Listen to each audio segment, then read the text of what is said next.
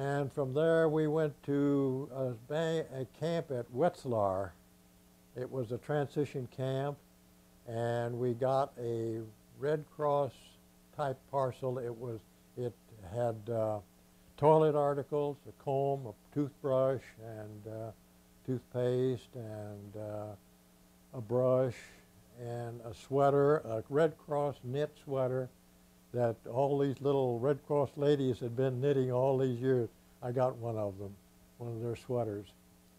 And from here, then we went, I think we were just there one night, and then they put us on the train and took us to our permanent camp. What was the camp? The camp was Stalag Luft III. It was located about, it was outside a little town of Sagan, S-A-G-A-N, and it was about 60 miles southeast of Berlin.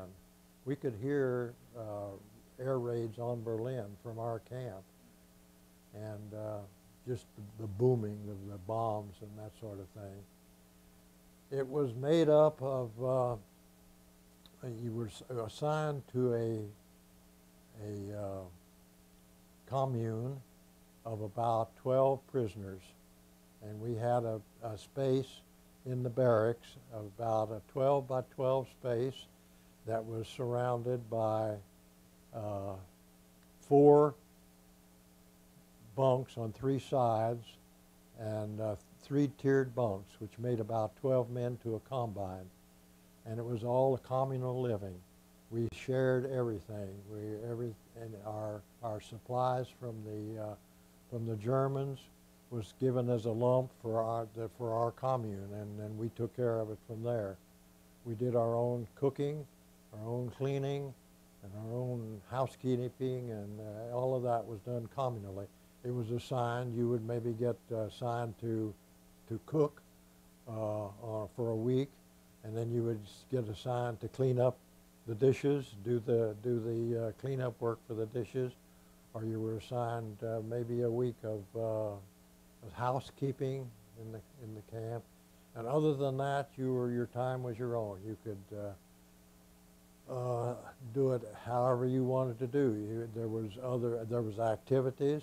You could go to school. They had language classes in German, Italian, or French, or Spanish, and or you could sign up to take part in the band or the dramatics. They would put on plays, and the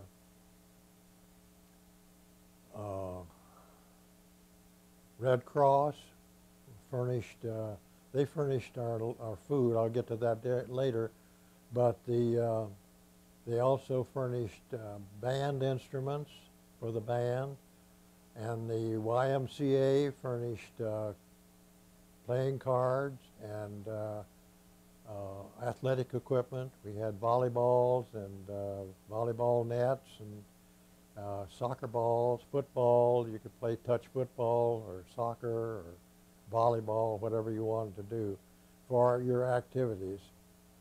Playing cards was a big activity, and it was mostly bridge. And they also had a well-organized camp in that we had 2 officers.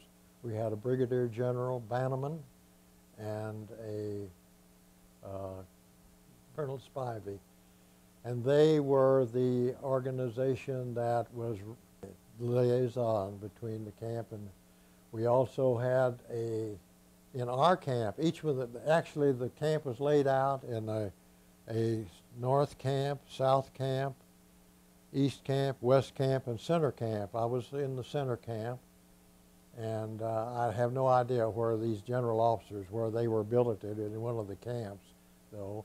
And in our particular camp, we had a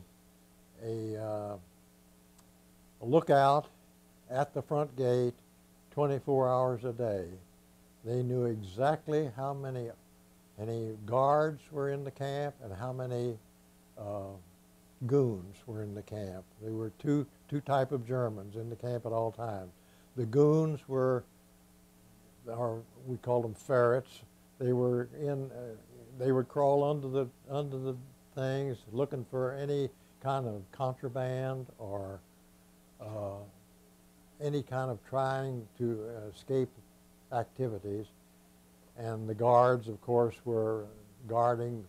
They manned the guard towers, and they had a roving guard that go through the camp with a dog all the time and at night, all night long. They were patrolling the camp and checking. So we knew exactly how many guards and how many goons were in the camp at any one time. There's always knew right where we were.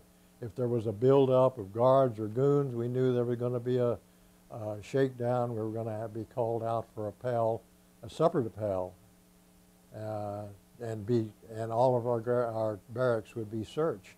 We'd be in for a search. The regular routine was twice a day. Every morning we fell out for a Pell, and every afternoon we fell out for a Pell, and we fell out in formation, and they would count us to be sure. And our guard was that did the appels. We called him Popeye. He was an old World War I guard, and he would joke with you. He was very much down to earth, and we established a rapport with a few of the guards that way. The camp itself was had been cleared out of a pine forest and was sandy soil. The perimeter fences was a double barbed wire fence, woven like woven wire, about 8 feet high, each of them, and had a barbed wire entanglement between the two fences. Then about 20 feet inside from the double barbed wire entanglement was a single wire, just about knee-high, and anyone that stepped over that, got within less than 20 feet of the big wire, would be shot at. There were guard towers at every corner, and along the long sides there would be a guard tower between the corners. So they were patrolling this at all times from the towers, as well as foot patrols within the compound.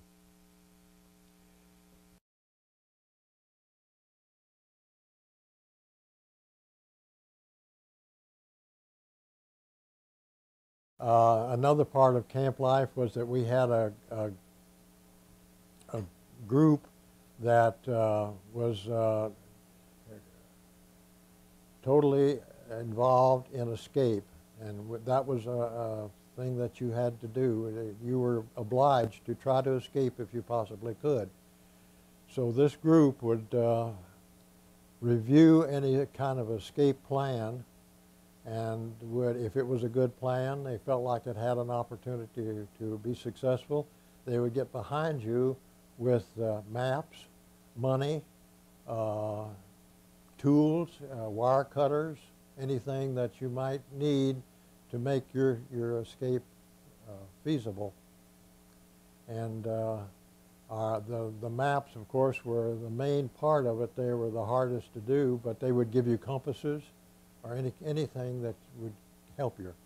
There was a kind of a clever way of getting maps into we had map makers, but the way that they got the source maps in was through the playing cards.